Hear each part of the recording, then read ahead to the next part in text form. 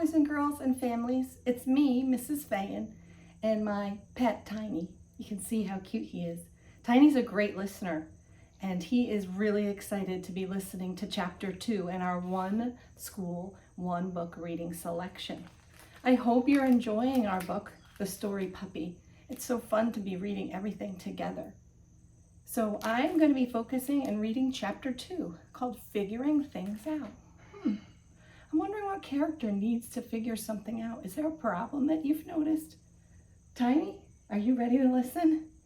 That's awesome. Let's go. Jack was in the yard, curled up at the top of the battered old slide, when he heard the back door bang. "Are you up there?" his sister called.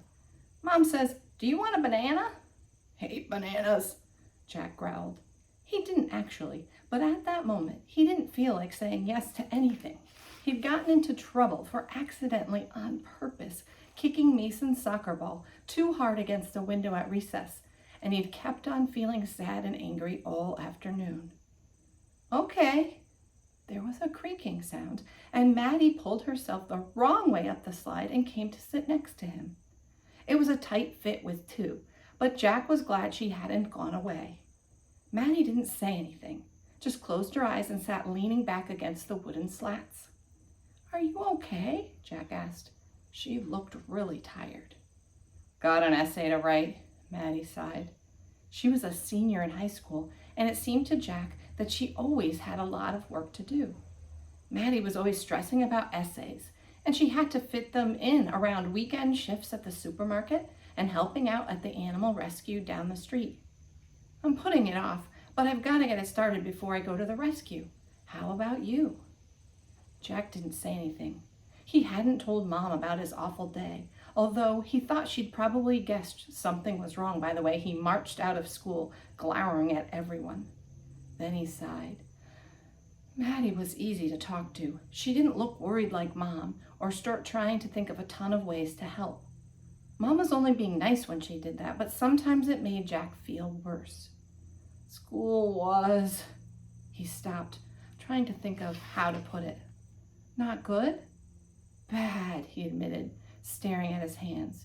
"You know how Amara's mom helps out sometimes?" He waved at Amara's yard over the fence. It was a beautiful yard full of roses. "With the reading?" "Yeah, she was listening to me read, except I couldn't." Jack glanced sideways at Maddie. "The book was really difficult," he whispered. His voice was hoarse, as if he was about to cry. It was so hard saying it. "Difficult for me, I mean. Probably anyone else in my class could have read it." Maddie slipped an arm around his shoulders. "I bet there are people in your class who aren't good at other things. You're really good at math." "Even in math, you have to read the questions," Jack muttered. Maddie sighed. "I suppose so. It was horrible. I felt clueless, and I didn't know what to say. Amara's mom was really nice about it, but I bet she thinks I'm not smart now. And what if she says something to Amara?" Jack's voice shook. "I don't think she'd do that," Maddie said comfortingly. "Hey, can I read with you sometime? Mr. Gardner said it was mostly just practice you need. When he had a meeting with Mom about your getting help with your reading." Jack leaned against her shoulder, feeling grateful. "That would be good," he agreed. "Okay. Do you feel like doing it now?" Maddie peered sideways at him, doubtful. "Or maybe when you're feeling better? We could do it before bedtime, when I get back from the rescue?" "Yeah," Jack nodded. He could see that Maddie wanted to help, but when was she going to find the time? She was so busy with her schoolwork and her job, and whenever she had a spare moment, she went to the animal rescue to help the dogs or sit and pet the cats. She told Jack that sometimes they needed reminding that people were nice. It seemed sad that the cats had to be shown that, but Jack had visited the rescue with Maddie, and he'd seen how hard the staff worked. They didn't have time to give the dogs and cats all the attention and love they needed. "Maybe I should ask Mom to help me with reading instead," Jack thought, as Maddie shot down the slide and went inside to get going with her homework. Mom always offered, but usually Jack did everything he could to get out of it, saying he was tired or he had math homework to do, or it was so sunny. Could he just go outside and play with Amara? He hated it when he got words wrong, and Mom looked so worried. It made the words even harder to understand. Meanwhile, the puppy was hiding. This pen was more comfortable than the one she'd been kept in before. There was a soft bed and a clean water bowl and more food than she'd ever had. But it was different and it smelled strange. It was noisy too, and there were so many other dogs here, all barking and howling and whining. Every time she settled down in the cozy bed, someone would start to bark and she'd leap up shivering. The puppy had nudged her bed toward the back of the pen, squishing it up against the corner. It was big enough that if she hopped over the top and curled up tight, no one would see her, or at least she hoped they couldn't. The hard floor wasn't that comfortable, but she felt better tucked away. The man who'd picked her up by the side of the road had brought her here. She huddled up on the car seat next to him, wrapped in his coat, but still shivering. The car had growled and shuddered, and she hated it. What if he stopped and threw her out the door just like the people had? When the car's engine finally died away and he reached over to pick her up, she'd cowered away from him with a whine. The man had carried her into his place, whispering to her gently, but then he'd left her.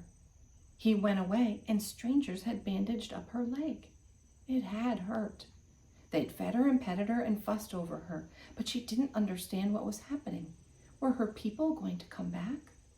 Where was her mother? Why were all these other dogs here? The puppy whimpered and wriggled her nose underneath the padded dog bed. It was dark there and warm. She wriggled in further, and she could almost not hear the barking. Now, Amara grabbed the sleeve of Jack's sweater and pulled him ahead. Jack's mom was walking them all to school, but she was busy talking to Amara's little sister, Annika. "What's wrong with you? What was wrong with you yesterday?" Amara demanded once they'd gotten far enough in front. "Why were you being so mean?" "I wasn't," Jack protested, but he knew she was right. "I had art club after school, or I'd have talked to you. You can't just pretend nothing happened. You were lucky Mr. Gardner didn't send you out of the class." Jack looked down on the pavement. "I know," he muttered. "Thanks for trying to stop Lily from telling." "You did hit her pencil across the room. You can't blame her." Jack only nodded, and Amara rolled her eyes at him. "So what made you so upset? It wasn't just Lily. You were angry before she said anything." Jack's shoulders drooped, and he kicked the pavement with his toe. "It was your mom," he whispered at last. "Don't get mad," he added quickly. "It wasn't her fault. She didn't do anything bad. She was listening to me read." Amira looked at him for a moment. Then she said, I thought you liked my mom," in a hurt voice. "I do," said Jack almost in a wail. "But I couldn't read the book, and she must have thought I wasn't very smart. I was worried she would tell you."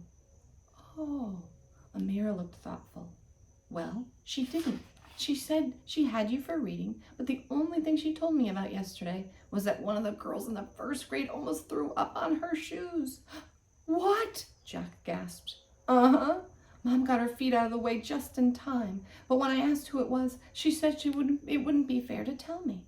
She wouldn't say mean things about you either, even if she thought them, and I bet she didn't." Amira frowned, wrinkling her nose. "Actually, I just remembered something. She said she thought you had your hair cut and it looked nice." "Oh," Jack blinked. He'd been almost positive that Amira's mom would tell her how terrible his reading was. He'd seen them talking about it so clearly in his head. It took him a little while to realize that he'd imagined the whole story. Amira nodded, then added, "What's wrong with the reading?" Jack shrugged, but then he muttered, "Don't know. I just can't do it." "Was Mom any help?" Not really. I'm sorry." Jack glanced at her anxiously. He really didn't want to upset Amira again, but she just looked so thoughtful. "So what are you going to do?" "Practice with Mom. Maddie said she'd help too, but I don't think she'll have the time with all her school stuff and going to the rescue. and work. She's never home. I'm almost asleep by the time she gets back at night. Jack sighed. What else can I do? I don't know. Amira shook her head. I'll think about it, though. There must be something. Maybe, but Jack looked doubtful. And that's the end of chapter 2.